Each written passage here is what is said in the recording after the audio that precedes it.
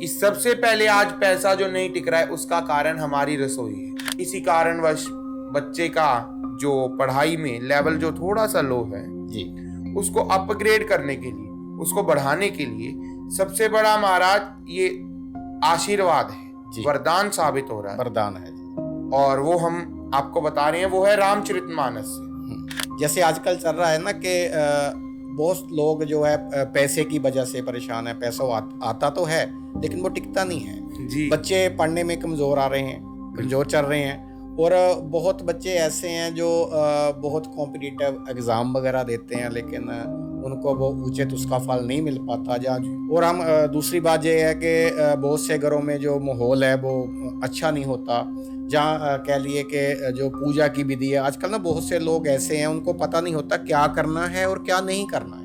हम उसको ऐसे ही मतलब करते चल जाते हैं। ऐसी गुरुजी बहुत सी बातें हैं जो जिनके बारे में मैं आपके साथ चर्चा करना चाहता हूँ।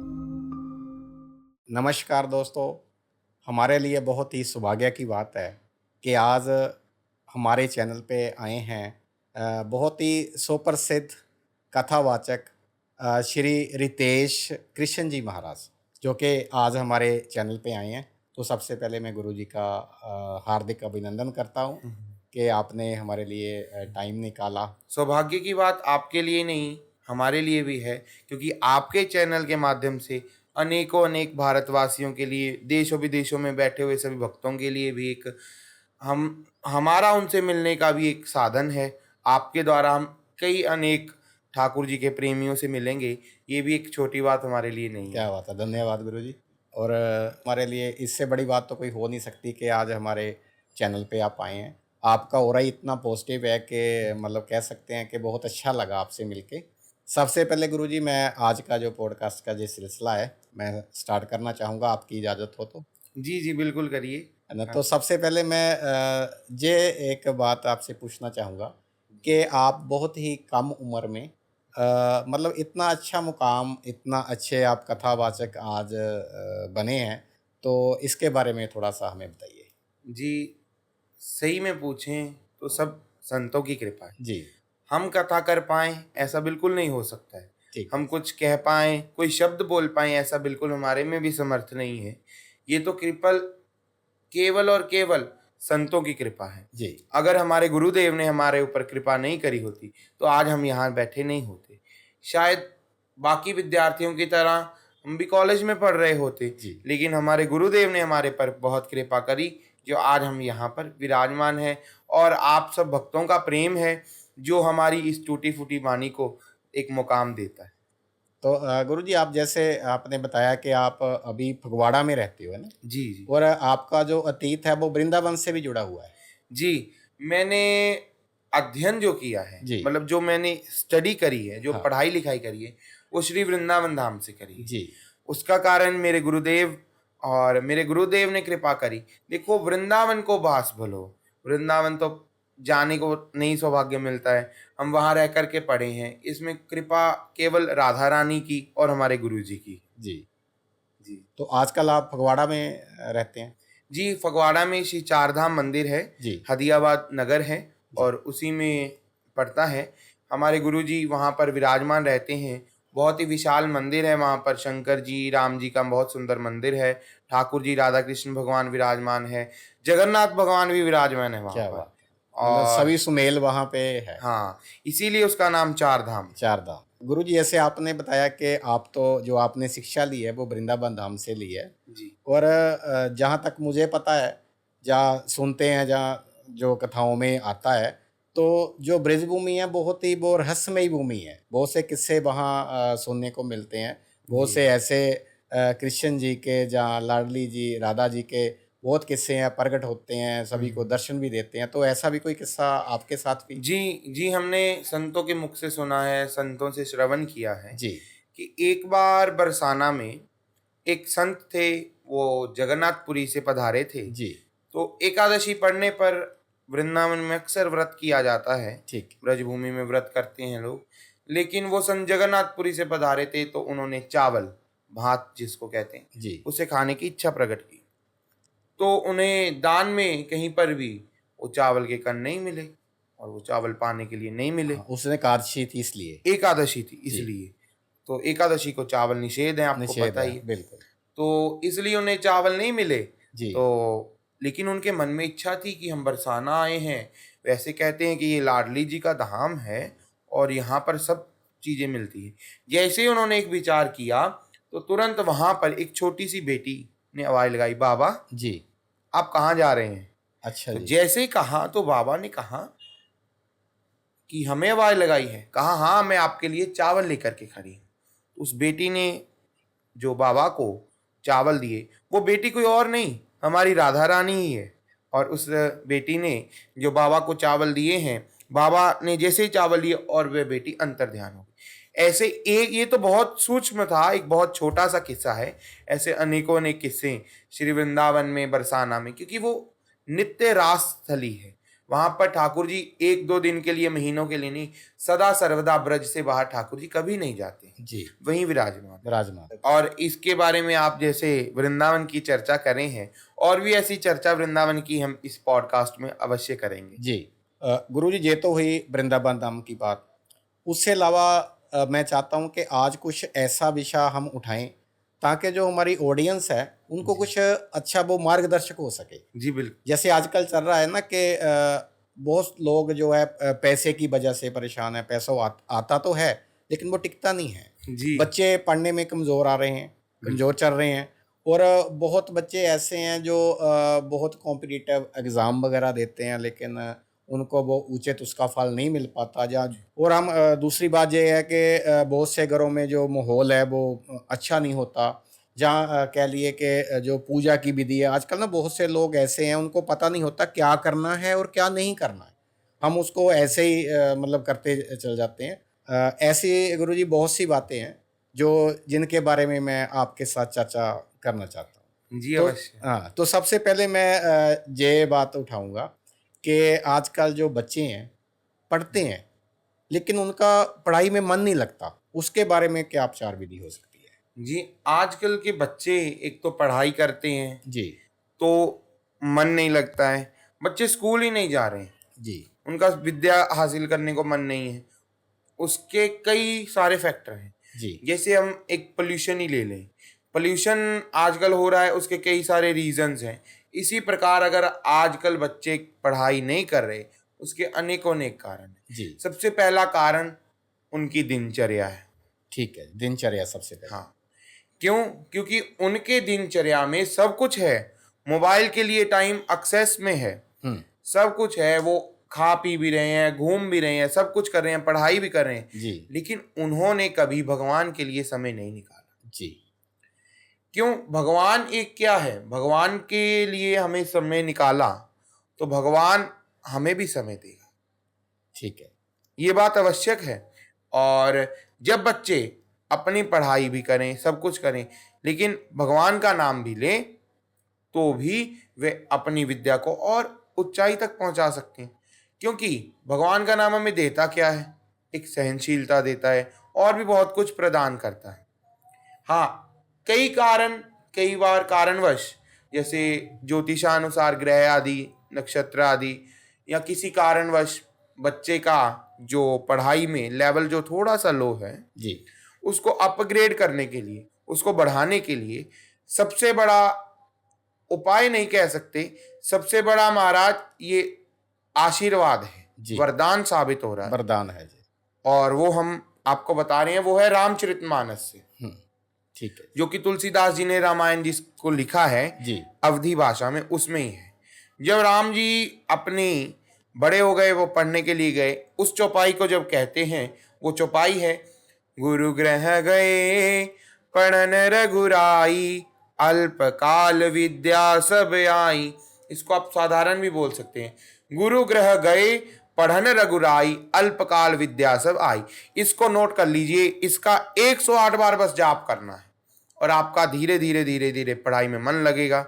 आप महाराज, जो बच्चा, हम नहीं कह रहे कोई कमजोर है, कोई कमजोर होगा तो वो पोजीशन होल्डर बन सकता है, क्योंकि ये रामचरितमानस से लिखा। गुरुजी, इस चपाई के साथ जो बच्चे नहीं पढ़ते उनका मन पढ़ने में लगना शुरू हो जाएगा। जी बिल्कुल लगेगा, ये अनुभव की बात है। जी। हमने अगर किसी को बताया है, हमने भी अपने गुरुजनों से, बड़े महाराज श्रियों से कथाओं में सुना है जी। और अनुभव किया है। हमने स्वयं भी इसका जाप किया है जाप किया। अपने बचपन में पढ़ाई के समय। ठीक है। हाँ तो एक चीज़ गुरुजी और है कि बहुत से लोग ऐसे हैं जो जो पूजन की विधि होती है उनमें ही काफ़ी दिक्कतें वो महसूस करते हैं, जैसे कि ये चीज़ करनी है या नहीं करनी है, मतलब इसमें भी बहुत कन्फ्यूज़न है। जो हमारे पूजन की विधि है वो कैसी होनी चाहिए, कैसे कर सकते हैं उसको? आपको देखिए, सबसे पहले कि आज के समय में कोई पूजन कर रहा है, जी। ये बहुत बड़ी अपने आप में एक बात है। ठीक है। और पूजन करना बहुत अति आवश्यक है। और पूजन की विधि में सबसे पहले कि किसी भी तरह का वहम नहीं करना चाहिए। जी। लेकिन वहम नहीं करना चाहिए, लेकिन परहेज करना चाहिए। उन चीज़ों के लिए भी चर्चा जरूर करनी चाहिए। जी। एक बार विचार करना चाहिए कि कोई कौन सी चीज़ है जिसका प्रयोग हमें पूजा आदि में करना चाहिए या नहीं करना नहीं चाहिए। करना। जैसे सबसे ज़्यादा आजकल चल रही है अगरबत्ती। जी। अगरबत्ती का प्रयोग निषेध है जी। जब पंडित जी पूजा करवाते हैं, वो कहते हैं धूपम दीपम दर्शयामि, वो कहते हैं मंत्रों में जी। कि धूपम दीपम दर्शयामि, लेकिन वहाँ अगरबत्ती का प्रयोग किया। कहीं आरती में भी आता है धूप दीप करें, ये करें वो करें, कहीं भी अगरबत्ती का प्रयोग नहीं कहा गया। क्यों नहीं कहा गया? क्योंकि शास्त्र निषेध है। ये शास्त्र कहते हैं बांस को जलाना अपराध है।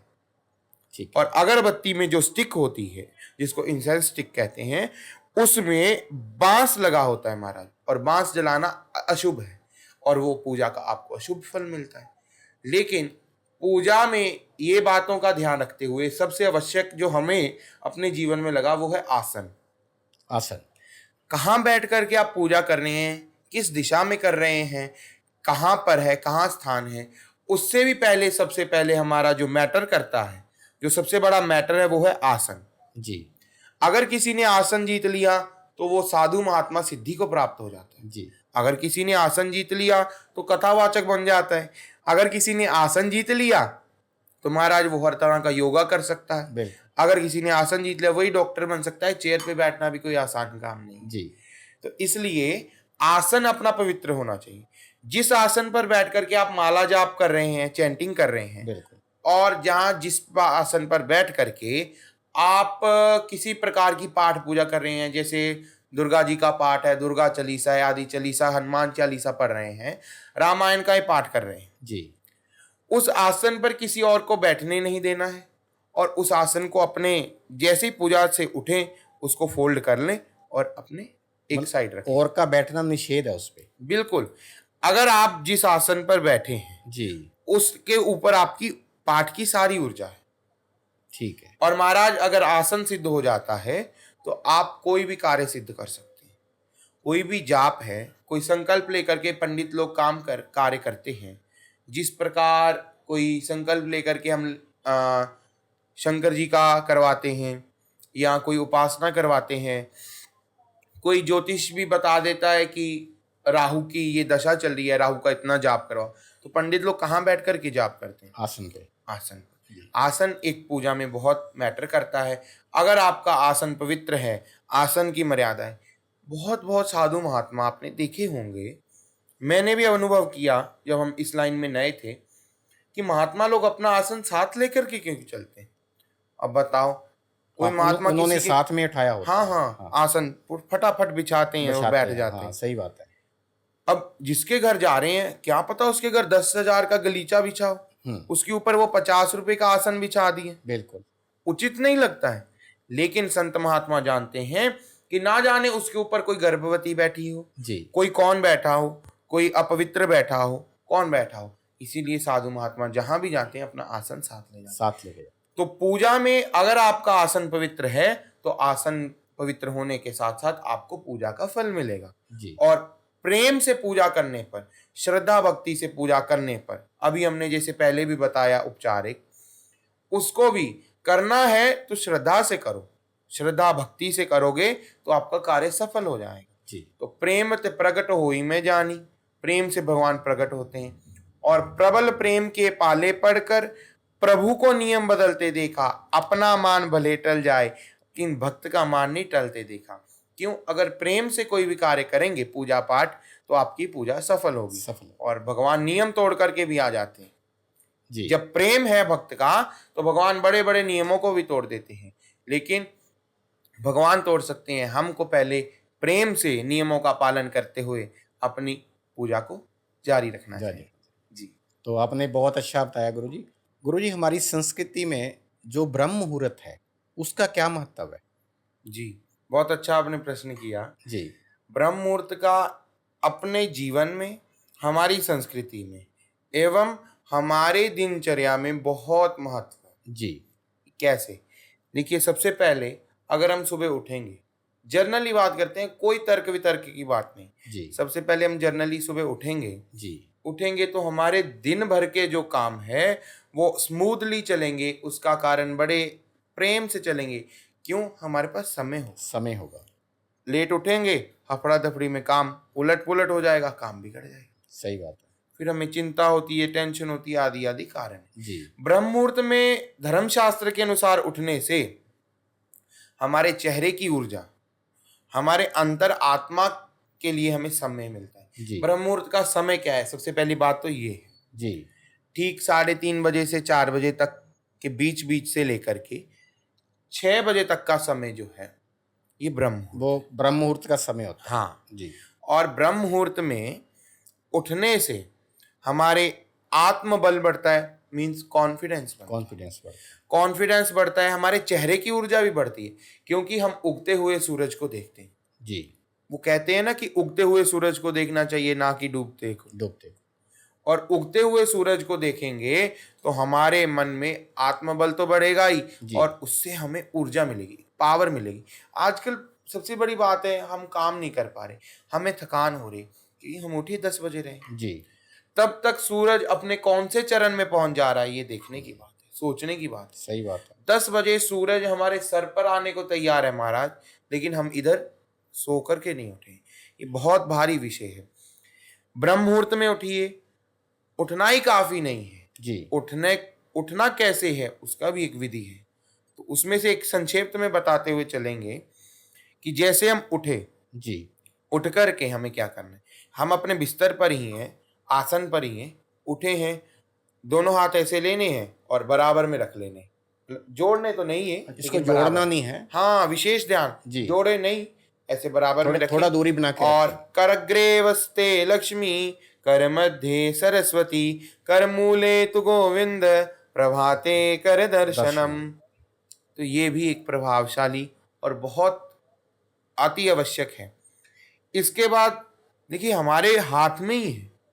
ये देखो, एक कोई कीबोर्ड बजाता है, पियानो बजाते हैं, उसके हाथ में ही तो लक्ष्मी है ना, बिल्कुल सही वो बात। बजा रहा है। जी। अच्छा, इन हाथों में ही सब कुछ है। जी। ये हाथ चाहेंगे तो सत्कर्म की ओर ले जाएंगे, ये हाथ चाहेंगे तो हमें बुरे कर्म की ओर ले जाएंगे। जी। तो इसलिए इसमें भी भगवान का अगर दर्शन करेंगे तो कभी भी बुरे कर्म की तरफ नहीं बढ़ेंगे। और दिनचर्या में आगे चलते हुए कि जैसे इसके बाद हम धरती पर पहला पांव रखें, उससे पहले हम थोड़ा सा प्रणाम कर लें। क्यों? ये धरती माता है हिंदू शास्त्र अनुसार, तो धरती माता को प्रणाम करना अति आवश्यक है। जी। और उठ जाना और ही काफी नहीं है। देखिए, उठ जाना ही काफी नहीं है। जैसे हमारे मंदिर में हम कथा तो कहते ही हैं, कोई ना कोई कथा कह देते हैं, कथा कही कि सुबह उठना चाहिए। जी। लेकिन वहीं पर वो माता जी आई, कहती है हमारा बच्चा उठने लग गया, लेकिन महाराज जी क्या करें, वो उठ तो जाता है लेकिन मोबाइल देखता है। मोबाइल देख। तो इसलिए जी। उठना ही काफी नहीं है। उठ करके ब्रह्म बेला में स्नान करें। आज विश्व के प्रसिद्ध संत श्री प्रेमानंद जी महाराज जी। उन्होंने जितना ब्रह्म मुहूर्त को, हमारे चरित्र को सुधारने का प्रयास किया है, मैं कहता हूं उनको हम भी नमस्कार करते हैं। बिल्कुल सही और बात। आज का युवा, एक एक बच्चा, एक एक बूढ़ा, एक एक जवान देख रहा है। क्यों? क्योंकि उन्होंने चरित्र को सुधारने की करी। जी। और उसके बाद हमने स्नान आदि किया, और उसके बाद अपना नित्य नेम कीजिए, भगवान को समय दीजिए। जी। जिसने हमें दिन के 24 घंटे दिए, हमने उसको 24 में से कितने घंटे दिए। अरे घंटे की बात छोड़ो, कितने मिनट दिए, ये विचारने की बात। जी। इसको चलो आप पाठ पूजा नहीं करो, इसको ही सोच लोगे ना, तो आप पाठ पूजा में अपने आप लग जाओगे। तो उसके बाद क्या करना है। देखिए, राम जी के चरित्र की बात हम सब लोग कहते हैं, हमारा बच्चा राम जैसा हो। क्यों? प्रात काल उठ कर रघुनाथा, मात पिता गुरु नावहि माथा। प्रात काल उठ करके श्री राम जी माता पिता और गुरु को प्रणाम करते हैं। इसीलिए आप भी उठ करके स्नान ध्यान करो, अपने माता पिता को प्रणाम करो। जैसे अच्छा, माता पिता वैसे भी आशीर्वाद देंगे, जैसे आप प्रणाम करेंगे ना तो वे बड़े प्रसन्न हो जाएंगे। जी। अगर बच्चे आचरण अच्छा करेंगे तो माता पिता प्रसन्न होंगे और वे आशीर्वाद तो देंगे ही, और ब्रह्म वेला में अगर उठेंगे तो सूर्य नारायण की कृपा भी हमें प्राप्त होगी। जी। और जिसमें स्नान ध्यान करने के बाद, माता पिता के चरण छूने के बाद सूर्य को अर्घ देना चाहिए। सूर्य अर्घ देने की अनेकों अनेक विधियां हैं। जी। हम वैसे अपने आप को ज्यादा पढ़ा हुआ नहीं मानते, पढ़ा लिखा तो नहीं है, हम अनपढ़ आदमी हैं, लेकिन फिर भी थोड़ा बहुत बता देते हैं कि सूर्य अर्घ जो देते हैं ना हम, जी। उसमें भी विशेष ध्यान रखना चाहिए। सूर्य को अर्घ देना बहुत जरूरी है जीवन में। पहले के समय में त्रिकाल संध्या होती थी। 3 काल में बच्चे, एक गुरुकुल की पद्धति बता रहे हैं, ठीक है। बच्चों से माला करवाई जा रही थी, सूर्य भगवान को अर्घ दिया जाता था। वो विधि थी, पूरी संध्या वंदन करते थे त्रिकाल संध्या। हाँ, 3 काल मतलब सुबह जब सूर्य उगता है, उदय हो रहा है, उदय हो रहा है, लाल सूर्य है उस समय, और वहीं दूसरी तरफ जब सूर्य बिल्कुल मध्य में आ गया, जी, उसी समय भोजन दिया जाता था। गुरुकुल में नियम था, जब हम पहली संध्या करेंगे तो बाल भोग मतलब ब्रेकफास्ट, ठीक है जी, और जब दूसरी संध्या करेंगे तो दोपहरी भोजन, जिसको राजभोग कहते हैं जी, वो प्राप्त होगा। और तीसरा त्रिकाल संध्या मतलब तीसरी काल की संध्या जो है वो है संध्या का समय, शाम का समय। जी, संध्या में बहुत से कार्य नहीं करने चाहिए, जिसमें से एक है पढ़ाई। संध्या के समय पढ़ना नहीं चाहिए। अच्छा, आजकल लेकिन ट्यूशन का टाइम ही संध्या है, संध्या का है। तो इस ये भी एक विचारने का विषय। तो इसीलिए अपने को दिनचर्या में सूर्य को अर्घ देना चाहिए, और अर्घ देते समय किन बातों का ध्यान रखना है, उसमें से छोटी सी बात ये है, अर्घ कभी खाली नहीं देना चाहिए।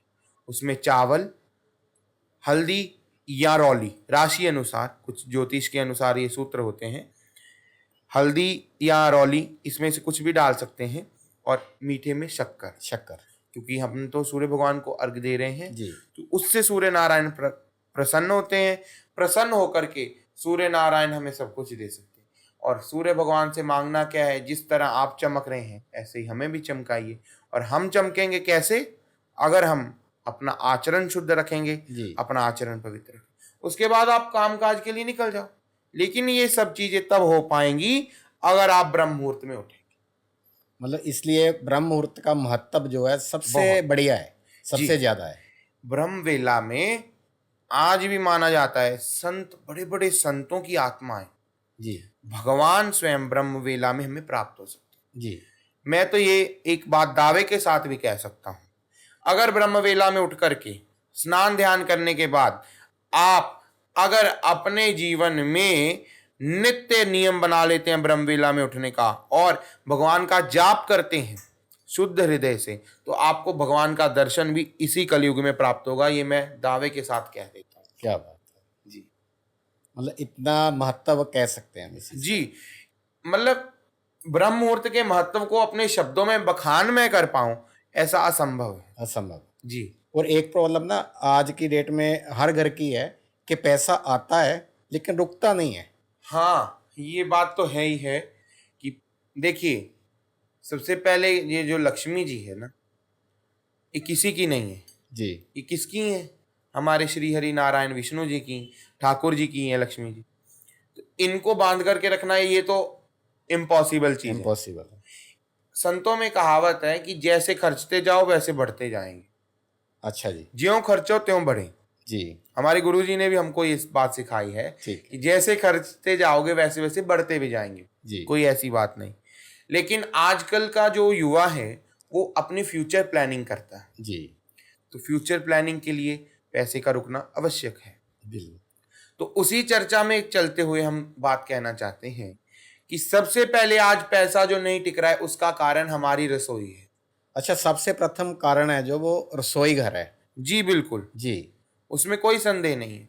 देखिए, बरकत का स्थान है, माँ अन्नपूर्णा का स्थान है रसोई। जी आज हमारी रसोई में पवित्रता नहीं है। जी सबसे पहले हम आजकल की माताओं का हम विरोध नहीं कर रहे, यहाँ पर किसी भी चीज को हम क्रिटिसाइज नहीं कर रहे, नहीं कर रहे। यहाँ हम समर्थन देने की बात करते हैं कि माताएं अगर नहा धो करके सुबह रसोई में प्रवेश करती हैं और घर में कोई बिना नहाए हुए भी रसोई में प्रवेश नहीं कर सकता, उसके घर में आज भी बरकत है। जी देखिए, रसोई की पवित्रता ही आपके घर की पवित्रता है। देखिए, रसोई की अब बात चली है, एक बार हम कहीं गए जी संतों के सम्मेलन में, तो वहां पर एक बाबा जी बोले, कहते आज अंग्रेजी जो है हमें बहुत कुछ सिखा रही है, लेकिन हमें रसोई का सही मतलब नहीं सिखा रही। अच्छा जी। कहा कैसे? महात्मा लोग थे, बड़े अचंभित होकर के सुनने लगे, कैसे हुआ? तो उस समय उन्होंने क्या किया, कहते हम क्या कहते थे, रसोई, रसोई। जिसमें रस होई, जिसमें रस है। अच्छा जी। लेकिन आजकल हम क्या कह रहे हैं, किचन, जिसमें किच किच है। तो जिसमें किच किच है वो हाँ, किचन हाँ। तो ये मतलब संतों की धारणा है, कोई ये इसको साइंटिफिक लॉजिकल कुछ नहीं है जी। लेकिन एक बात तो सत्य है सत्य है कि जब तक हम इसे रसोई मानते थे, इसे अन्नपूर्णा का स्थान मानते थे, तब तक हम बिना चप्पल के वहां प्रवेश करते थे। जी। और भोजन को कोई जूठा नहीं करता था। ठीक। आजकल उसी में खाएंगे, उसी से परोस देंगे, उसी से फिर उसी में खा लेंगे। तो वो चीजों का ऊपर चर्चा ना करते हुए अपने टॉपिक पर ही रहें। तो ये बात मेन है कि रसोई में आजकल पवित्रता नहीं है, वो आपके घर में बरकत ना होने का एक मुख्य कारण है। और दूसरा कारण ये है कि लक्ष्मी जी उस घर में भी वास नहीं करती जहां बर्तन जोर जोर से बजें। अच्छा। जैसे बर्तन धुल रहे हैं माताएं, मतलब मेड्स लगी हैं हाँ आजकल, जी, तो हाँ। बर्तन धुलने के उसकी लिए ज्यादा आवाज आती है। आवाज आती है, वो फेंकते हैं, हाँ जी। वो गलत है। जी। टूटा हुआ बर्तन है, कोई जी। वैसल है, वो टूटा हुआ है, ठीक है। उसमें भोजन करने से लक्ष्मी जी रुष्ट होती है। जी। मैले वस्त्र पहनने से, फटे हुए वस्त्र पहनने से, जी। अब देख लो, अब फटे हुए वस्त्रों की बात करें, आजकल नौजवान पहनते ही फटे, मरे वो फटे। महंगे लेते हैं। जी। अगर साधारण जीन जो है वो 800 की है, लेकिन वो कटी फटी है, तो वो 1000 की। सही बात इसलिए हम आपकी। ज्यादा इस पर चर्चा तो नहीं करते, नहीं लेकिन करते। सत्य बात तो है। सत्य बात है। तो फटे हुए वस्त्र पहनने से लक्ष्मी जी रुष्ट होती हैं। जी। और वहीं दूसरी तरफ दांतों पर मल, जिसको इसका पूरा श्लोक है लेकिन हम संक्षेप में कह रहे हैं, दांतों पर मल माने किसी भी तरह का नशीले पदार्थ को करना जिससे कि दांतों के ऊपर कोई रंगत आ जाए, रंगत आ जाए, और उसको उसके माध्यम से वहां पर भी लक्ष्मी जी रुष्ट होती हैं। जी। तो इन कारणों से अगर आप परहेज रखेंगे और लक्ष्मी जी आपके साथ हैं, लेकिन मुख्य कारण जो है वो यही है कि आपको भगवान की भक्ति करनी चाहिए, क्योंकि लक्ष्मी जी भगवान की है। जी। तो इसी से आपको शुभ फल की प्राप्ति होगी। गुरुजी, अगली बात मैं करना चाहता हूँ कि जैसे बहुत से बच्चे हैं जो कॉम्पिटिटिव एग्ज़ाम देते हैं, लेकिन उनमें काफ़ी ज़्यादा उन्होंने मेहनत की होती है, लेकिन वो फिर भी सक्सेस नहीं हो पाते। उनके लिए कुछ खास रेमेडी आपके पास है तो प्लीज़ उनको भी हम गाइड करें, ताकि जो बच्चे हैं अपनी लाइफ में सक्सेस हो पाए। जी बिल्कुल। देखिए, सक्सेस का एक रीज़न है जी। कि आप सक्सेस को कैसे कर पाएंगे। सबसे पहले है दृढ़ निश्चय। जी। आपका एकदम अटल विश्वास हो कि हाँ, मेरे को वो उस गोल को हासिल करना है। जी। अगर वो हम चाहते हैं कि इस चीज को, मान लो कोई एक पदार्थ है, हम उसको प्राप्त करना चाहते हैं, तो उठ करके वहां तक पहुंचना पड़ेगा, उस चीज को उठाएंगे, हम बिल्कुल सही बात। यूज करेंगे। हाँ जी। इसी प्रकार अगर हम सक्सेस को लेना चाहते हैं, अपने कॉम्पिटिटिव एग्जाम को करना चाहते हैं, सबसे बड़ा है हमारा गोल। जी। लेकिन हम अगर धर्मशास्त्र के अनुसार बात करें, तो जीवन में कोई ऐसा काम है, हमें लग रहा है कि ये एग्जाम हमारे लिए असंभव है, जी। इम्पॉसिबल है। जी। इम्पॉसिबल चीज को भी पॉसिबल करने में हमारे हनुमान जी महाराज सर्वप्रथम। जी।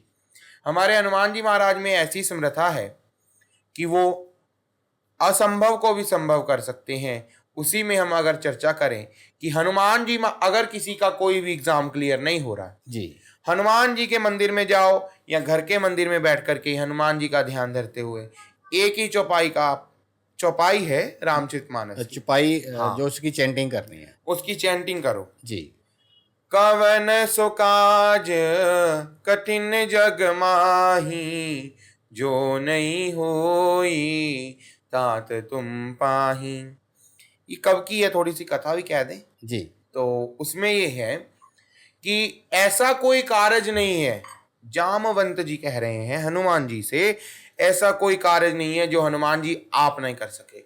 यही बात अगर आप कहेंगे हनुमान जी से कि हम कोई ऐसा कार्य नहीं है, तो हमारा पेपर उसमें से कौन सा कार्य है, हमारा एग्जाम कौन सा एक कार्य है। और ये कॉम्पिटिटिव एग्जाम तो महाराज हनुमान जी के वाम अंग की, मतलब बाएं हाथ की छोटी सी उंगली के नाखून के अग्र भाव, उसके आगे भाव से भी छोटा है, उससे भी हनुमान जी करते। जी तो हनुमान जी बड़े विशाल हैं, हनुमान जी की तुलना तो किसी से नहीं करी जा सकती। ये एक मूल मंत्र बता रहे हैं। अच्छा जी हाँ, ये अपने रामचरितमानस में है, जब जामवंत जी महाराज हनुमान जी से कह रहे हैं जाइए आप इस समुद्र को लांग जाइए, और आपके लिए कोई कार्य कठिन नहीं है, जा करके आप सीता जी का पता लगाए। ये तब की बात है।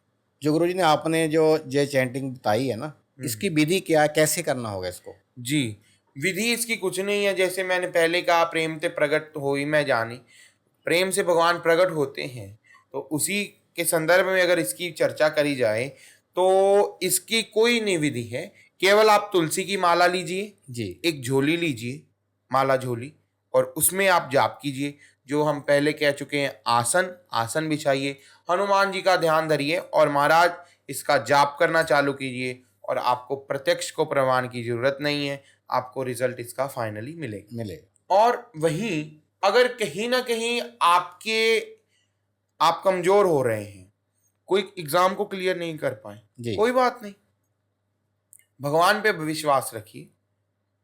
भगवान सब कुछ करने में समर्थ है। अगर आपको जन्म दे सकता है तो आपके जीवन यापन की भी विधि उसने लिखी हुई है। वहीं पर अगर हम बात करें कि आजकल के हमारे इस जनरेशन के लोग, सबसे बड़ी बीमारी तो महाराज यही है कि आजकल जो है डिप्रेशन, एंजाइटी और रात को नींद ना आना, ये बहुत बड़ी कारण है। बिल्कुल सही बात है जी। आप तो वैसे बाय प्रोफेशन डॉक्टर भी हैं, जी तो उसके बारे में अगर देखा जाए तो आपके पास भी ऐसे काफी केसेस आते होंगे। बिल्कुल सर, सही तो बात। उसी संदर्भ में हम कहना चाहेंगे, डिप्रेशन, एंजाइटी और नींद ना आना ऐसी कोई चीज नहीं है। ठीक है जी। ये केवल और केवल, देखिए साइंस की बात नहीं करते, हम तो अपना मत रखते हैं। अपना मत क्या है? जो राम जी हमें प्रेरणा देते हैं, जो भगवान हमें प्रेरणा देते हैं, ठाकुर जी, वही करते हैं जी तो उसी में चलते हुए हम ये बात कहना चाहेंगे, डिप्रेशन, एंजाइटी जैसी कोई चीज नहीं है। उसका कारण क्यों? देखिए, हमने माना कि हम फेल हो गए, अब इसमें हम नहीं आगे बढ़ पाएंगे, यही माना ना, यही माना कि हमारा एग्जाम ये क्लियर नहीं हुआ, ये आगे नहीं क्लियर हो पाएगा। ऐसे कैसे हो सकता है नहीं हो पाएगा? Nothing is impossible in this world. जी। तो इस दुनिया में कुछ भी इम्पॉसिबल नहीं है। इम्पॉसिबल नहीं है तो पॉसिबल क्या है कि हमें अपना माइंड सेट कैसे करना है। ठीक। माइंड सेट कैसे? सबसे पहले हमें पूजा पाठ करनी चाहिए। जी अगर हम पूजा पाठ करेंगे तो हमारा भगवान में विश्वास होगा। विश्वास होगा तो कभी डिप्रेशन, एंजाइटी जैसी प्रॉब्लम नहीं हो सकती। विश्वास है कि अगर हम इस एग्जाम को नहीं कर पाए, इस गोल को हम अचीव नहीं कर पाए, हाँ, हमें भगवान पर विश्वास है, इससे भी बेहतर सोचा होगा भगवान ने। और सच बात है, भगवान हमारे लिए बेहतर सोचते हैं। मैं अपने अनुभव की बात बताता हूँ। जी हमने ये रेमेडी जो है, ये चौपाई जो है जी रामचरितमानस से, किसी को पहले 2-3 बार बता चुके हैं। उससे डिप्रेशन में और स्ट्रेस आदि में, एंजाइटी में, और जिनको रात में नींद नहीं आती जी वो आराम हुआ है। क्यों? उसका भी एक लॉजिक है, इसके पीछे एक छुपा हुआ लॉजिक है, वो भी बताएंगे। उससे पहले चौपाई बता देते। जी उस चौपाई है, जेहि विधि प्रभु प्रसन्न मन होई, करुणा सागर करिए सोई। इसको चैंट आप 108 बार चाहे ना कर पाओ, लेकिन 5 बार करो, लेकिन मन से करो। मन से करो। जेहि विधि प्रभु प्रसन्न मन होई, करुणा सागर करिए सोई। जी इसको सोचो। देखो, चिंतन मनन करना भी बहुत जरूरी है। कथा सुनी हमने कहीं पर और कथा के ऊपर चिंतन नहीं किया, वो कथा सुनना व्यर्थ हो गया। उसी प्रकार अगर चौपाई का जाप करते हैं श्रद्धा भक्ति से, और हम उसके ऊपर थोड़ा सोचते नहीं है कि शब्द क्या कह रहे हैं, शब्द ब्रह्म है, तो उसके लिए हम सोचना चाहिए। जेहि विधि प्रभु, जिस प्रकार प्रभु जी परमात्मा प्रसन्न मन हुई, आपका मन प्रसन्न है। करुणा सागर करिए सोई। करुणा सागर कौन है? भगवान। भगवान। हे भगवान, आप वैसा ही करिए। तो ये बात जब कही है, जब इसके ऊपर हमें विश्वास हो जाएगा, इसको हम करने लगेंगे जी। और रियलिटी है, अगर आप इसके ऊपर थोड़ा सा चिंतन करो, ज्यादा जाप करो, तो श्योरिटी में 110% कहना चाहूंगा कि ये कार्य आपका सफल होगा। आपको डिप्रेशन, एंजाइटी जैसी प्रॉब्लम्स दूर हो जाएंगी। जी, उसका अच्छा रिजल्ट आएगा। बिल्कुल 100% रिजल्ट है और ये ऐसा कई बार हो चुका है। देखिए, बात है विश्वास की और श्रद्धा की। अगर श्रद्धा से किया हुआ कोई भी छोटे से छोटा कार्य है, वो सफल होता है और प्रेम से आपको ये कार्य करना चाहिए। गुरु, जैसे आपने वृंदावन में अध्ययन किया है, तो ठाकुर जी की आप पे बहुत कृपा है। तो कुछ ऐसा हम चर्चा करें ताकि जो हमारा जो अध्ययन है, या हमारी कोई जैसे हम चैंटिंग करें या कुछ और चीज़ें हैं, तो उनमें और अच्छा, मतलब अच्छा कुछ उसमें कुछ अच्छा रिजल्ट आए। जी, भक्ति में वृद्धि का कारण एक ही है, आपका अटल विश्वास। जी। जब आपका विश्वास पूर्ण तौर से है कि हाँ, कुछ भी हो रहा है, भला है बुरा है, मेरे राम जानते हैं। जी। कुछ भी है, भगवान जान रहे हैं। कोई हमारे साथ बुरा भी करता है। जी। देखिए, ऐसा भी नहीं कि सारा संसार अच्छा है, कोई ना कोई बुरा भी करता है। जी। जब हमारे साथ कोई बुरा करता है, हमें बुरा नहीं लगना चाहिए। ठीक है। देखो, जैसा बीज हम बोएंगे वैसा तो फल आएगा। आएगा। तो इसलिए उसने बुरा हमारे साथ तो किया, लेकिन उसने अपने साथ भी किया, क्योंकि उसको फल भी उसको बुरा मिलेगा। जी। वहीं हम भक्ति की वृद्धि करना चाहें, भक्ति में और बढ़ जाए, हमारा भक्ति में मन लग जाए, भक्ति में मन एक केवल और केवल विश्वास के साथ लग सकता है। जी। विश्वास है तो आज भी श्री वृंदावन धाम में ठाकुर जी विराजमान है। नहीं विश्वास है तो वृंदावन एक भूमि का टुकड़ा है। टुकड़ा है। लेकिन अगर विश्वास है, हमें विश्वास है कि वृंदावन साधारण भूमि नहीं है, उसका एक एक रज, ब्रज 84 कोस, 84 कोस का है जी पूरा वृंदावन। हाँ, जो ब्रज है, जितना भी उस वहाँ 84 फैला हुआ है। जी जी जी। जितने में वो फैला हुआ है 84 कोस। एक कोस में 3 किलोमीटर होती है। जी। तो 84 कोस में जो है फैला हुआ वृंदावन है, ये कोई भारत भूमि का केवल टुकड़ा नहीं, ये एक दिव्य चीज है। जी। हम अपने अनुभव की एक बात बताते हैं। एक बार हमारे मन में हुआ कि हम अपना कहीं पर सेल्फ रहें और अकेले रहें, जी। अपना ऑन बॉस बनना चाह रहे थे। तो ठाकुर जी हर इच्छा को पूर्ण करते हैं, तो हमने अपना रहना चालू किया। लेकिन अब व्यवस्था हुई भोजन की। जी। हमने सोचा कि अब भोजन कहाँ से किया जाए। हम कथा में पहले तो चले जाते हैं, हमारा नियम है, हम वृंदावन में रहते तो नित्य कथा सुननी ही है। कथा सुनने गए, वहाँ पर उन संतों ने अपना अनुभव बताते हुए कहा कि जब हम वृंदावन में एक बार हमें परिक्रमा करते हुए बहुत भूख लगी, तो हमें किसी माता ने गरम गरम बाजरे की रोटी और अचार दिया, अर्धरात्रि में, आधी रात को। अच्छा जी। ऐसी बात उन संतों ने बताई तो मुझे भी विश्वास हो गया कि मेरे लिए भी कोई कार्य कठिन नहीं है। क्यों मेरे लिए क्या, अगर मैं उनके धाम में बैठा हूं तो पक्का राधा रानी को भी मेरी चिंता होगी जी। मेरे ठाकुर जी को भी मेरी चिंता होगी जी। तो अनुभव की बात बताता हूं। उस कथा से आकर के मेरे को भी, ये कहने की बात नहीं है कैमरा के सामने, लेकिन फिर भी एक भक्तों का विश्वास बना रहे, इसलिए क्योंकि हम तो एक बहुत ही मूढ़ प्राणी है, कोई अच्छे प्राणी तो नहीं है, ना कोई पढ़े लिखे हैं, ना कोई हमारे में साधुता है, ना कोई प्रेम भाव है, ना हम, हाँ हम दासानुदास जरूर हैं, भगवान के जो दास हैं हम उनके भी दास हैं। जी, आपका बड़प्पन है। हाँ, ये तो सब संतों की कृपा है, नहीं तो हमें कुछ ऐसी बात नहीं है। तो किशोरी हमें भी ऐसा अनुभव हुआ, तो हम वहाँ से चले तो हमें किसी ने कहा कि महाराज आप भोजन नहीं किए। अच्छा जी। तो उस दिन दोपहर को तो भोजन हम कथा में कराए, तो रात्रि का भोजन था। अब हम सोचने लगे कि, मैंने बोला जी आपको कैसे पता? तो कहा अगर आप सोचते हैं बिहारी जी कनकन में है, राधा रानी कनकन में है, तो पता कैसे नहीं होगा। तो उन्होंने बैठाल करके मुझे भोजन पवाया जी। और मैं आज तक वैसा भोजन का स्वाद, अनुभव की बात कभी नहीं कह सकता हूँ। अभी भी मैं सुना रहा हूँ तो मेरे रोए खड़े हो रहे हैं। तो यही बात सत्य है कि आज भी श्री ठाकुर जी महाराज, वैसे तो हरिव्यापक सर्वत्र समाना, हर तरफ भगवान है, जी। लेकिन वृंदावन एक दिव्य भूमि है, अयोध्या एक दिव्य भूमि है, काशी अपने आप में एक दिव्य भूमि है। ऐसे तीर्थ स्थान अपने आप में दिव्य हैं और वे कोई और नहीं। मुझे पूर्ण विश्वास है मेरे गुरु जी की इतनी कृपा है, वो स्वयं राधा रानी ही थी। क्या बात है, सही बात। जी। और वृंदावन अनुभव की चीज है। वृंदावन घूमने डोलने के लिए नहीं बना है। वृंदावन एक रील प्लेस नहीं है। वृंदावन एक फोटो खिंचाने के स्थान नहीं है। वृंदावन अनुभव की चीज है। महाराज, आप कभी गोवर्धन की परिक्रमा करो, उद्धव कुंड और कुसुम सरोवर पे अनुभव करो, आज भी राधा कृष्ण का अनुभव होता है। ठीक है। अनुभव की चीज है। आप सुबह जाओ, बड़ा ही दिव्य स्थान है सेवा कुंज। वहाँ के परम पूज्य पुजारी जी भी बड़े सम्माननीय हैं, उनके सुपुत्र भी हैं, जी। वे भी हमारे संपर्क में रहते हैं, हम भी उनके संपर्क में हैं, ब्रजवासियों के। और भजनों में भी कहते हैं, ब्रजवासी के टुकड़ों पे पले हरिदासी। हरि के जो दास हैं, संत जन हैं, वो ब्रजवासियों के टुकड़े पे जो पलते हैं, उसका आनंद कोई नहीं। जी।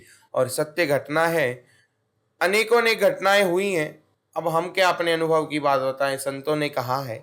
तो इसी प्रकार वृंदावन घूमने डोलने रील प्लेस नहीं है, शूटिंग के लिए नहीं है।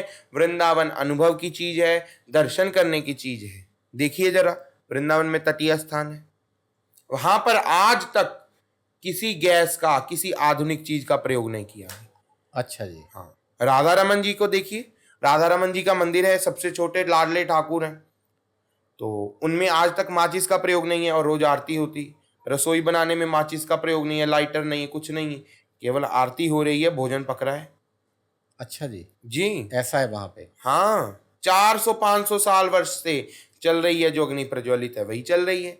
वृंदावन एक अपने आप में अनुभव की चीज है। और वृंदावन, वृंदावन सो वन नहीं, नंद गांव सो गांव, बंसी वट सो वट नहीं, और कृष्ण नाम सो नाम। श्री वृंदावन धाम अपने आप में एक अद्भुत, अविश्वसनीय है। किनके लिए? जो भक्त नहीं है। ये नहीं कहते कि कोई भक्त नहीं है, सब भक्त हैं, लेकिन अगर कोई विश्वास करे तो उसके लिए वह वृंदावन धाम है, लेकिन नहीं तो उनके लिए एक भारत भूमि का टुकड़ा ही है। तो मतलब जो श्रद्धा के साथ जा रहा है उनके लिए तो बहुत अच्छे अनुभव है वहाँ पे। जी, श्रद्धा और भक्ति के साथ आप कभी भी जाइए श्री वृंदावन में, तो आपको ठाकुर जी का अनुभव ना हो, ऐसा मैं विचार भी नहीं कर सकता, सोच भी नहीं सकता हूँ कि अगर आप श्रद्धा से वृंदावन गए हैं, आपको बांके बिहारी का दर्शन हो रहा है, आसान बात है। राधा वल्लभ जी का दर्शन, राधा रमन जी आदि आदि जितने स्थान हैं, सब दिव्य हैं अपने आप में, उनका आप दर्शन कर रहे हैं, तो वे बहुत बड़ी बात है। लेकिन आपको अगर श्रद्धा से गए हैं तो वहीं पर आपको अनुभव होगा, क्योंकि कुंज गलियों में हमारे कुंज बिहारी आज भी विराजमान है। गुरुजी, आपने बहुत अच्छा कहा कि वृंदावन जो है वो घूमने की जगह नहीं है, अनुभव का स्थान है वो। जी हाँ, जैसे मैंने पहले कहा, आजकल नौजवान पीढ़ी वृंदावन तो जा रही है, हमें बहुत प्रसन्नता है, लेकिन एक तरफ ग्लानि भी है, दुख का कारण भी है कि बच्चे जा तो रहे हैं, लेकिन वहां रील्स बनाने के लिए। जी, वृंदावन रील्स बनाने की, वीडियो बनाने की, शूटिंग करने की जगह नहीं है। वृंदावन तो अनुभव करने की जगह है। जी, प्रेम का प्रतीक है। जहां पर ज्ञान की भूमि काशी है और त्याग की भूमि अयोध्या है, प्रेम की भूमि वृंदावन है। जी, और वही वृंदावन में आप कोई शूट ना करो, आप रील्स मत बनाओ, आप केवल और केवल भगवान की भक्ति करो, क्योंकि वृंदावन का वास भलो जहाँ नित्य बहे यमुना पटरानी। वहां वृंदावन का वास महाराज ऐसे थोड़े ही हो जाता है। एक बार अयोध्या जाओ, 2 बार द्वारिका, 3 बार जाके त्रिवेणी में नहाओगे, 4 बार चित्रकूट, 9 बार नासिक में, बार बार जाके बद्रीनाथ घूमे होंगे, लेकिन होंगे प्रत्यक्ष जहां दर्श श्याम श्यामा के वृंदावन धाम सा आनंद नहीं पाओगे। सच बात है, अगर आप जाकर के अनुभव करें, वहां जैसा धाम नहीं है। श्री वृंदावन सो वन नहीं, आपको पहले भी कहा। तो ये रील्स बनाने की जगह नहीं, अनुभव की जगह है। जिसने इस पर मान लिया, जिसने इसको मान लिया, हाँ, फोटो खींचना अच्छी बात है, एक मेमोरी है। कहते हैं ना कि दर्पण बीता हुआ समय नहीं बताता, लेकिन फ़ोटो बताती है कि हम वहाँ गए थे। फ़ोटो खींचना ठीक है, वीडियो बना लेना ठीक है, लेकिन हर समय यही करते रहना बिल्कुल सरासर गलत है। और बिहारी जी का फ़ोटो खींचना बिल्कुल गलत है। एक पंजाबी में हम बचपन में मंदिर जब जाते थे तो भजन सुनते थे। इन्हां अखियां च मोहन वसा रखे आए, ए नगीना मैं मुंदरी जड़ा रखे आए। अगर हम ठाकुर जी की फोटो अपनी आंखों में खींचे ना, तो सच बात कहें वो कभी डिलीट नहीं होगी। फ़ोन आपका कहीं गुम हो जाए, भगवान ना करे, या कहीं न कहीं फ़ोन आपका ख़राब हो जाए, फ़ोटोज़ डिलीट करनी पड़े, स्टोरेज भर जाए, तो वो फ़ोटो डिलीट हो जाएगी। लेकिन आँखों में खींची हुई फ़ोटो बिहारी जी की कभी डिलीट नहीं हो सकती। तो इसीलिए वृंदावन रील्स और फ़ोटोज़ की स्थान नहीं है। वृंदावन अनुभव का और भगवान की भक्ति का, प्रेम का एक सबसे बड़ा प्रतीक है। जी। तो गुरुजी टाइम की लिमिट का चक्कर है, जी, जी। नहीं तो अभी तो बहुत आनंद हाँ। आना शुरू हुआ था। जी, जी। बड़ा आनंद भाई, आपने बहुत से रहस्य, बहुत सी चीज़ें आपने हमें बताई है और बहुत रेमेडीज़ दी। वो हाँ, हाँ। रेमेडीज़ भी वो ऐसी जो जो कि एक हमारे शास्त्र के अकॉर्डिंग, हमारी जी। संस्कृति के अकॉर्डिंग है। सो आज आपसे मिलके बहुत अच्छा अनुभव हो रहा है जी। और अच्छा लग रहा है आपके साथ बैठ हुँ, के, हुँ। आपके साथ बातें करके। तो हमारा सौभाग्य है, हमारी पूरी टीम का सौभाग्य है जी। कि आप हमारे पास, हमारे चैनल का एक अभाग्य कह सकते हैं हाँ, कि हाँ। हमारे चैनल पे आप आएँ और ऐसी कोशिश करेंगे कि आगे भी आपके ऐसे ही दर्शन हो और ऑडियंस को और कुछ अच्छा जी। हम देने की कोशिश करें। सो आपका बहुत-बहुत धन्यवाद। जी, बिल्कुल। ये हमारे लिए भी सौभाग्य की बात है कि हम भी अगर हमारे प्रयास, छोटे से प्रयास के कारण से किसी का कोई समाधान हो जाए, जी, अन्यथा ये कोई समाधान, कोई रेमेडी, कोई उपाय ही नहीं, ये एक उपासना का साधन है। जी, आप उपासना करेंगे, आपका काम ना हो, ऐसा हो नहीं सकता। ये हमने जो आपको रेमेडीज़ बताई हैं, धर्मशास्त्र के अनुसार हैं और इन रेमेडीज़ के द्वारा आप उपासना करेंगे, उपासना का फल कभी खाली नहीं जाता है, उपासना का फल आपको अवश्य मिलेगा। जी। इन्हीं शब्दों के साथ अपनी वाणी को विराम देते हैं। धन्यवाद। जय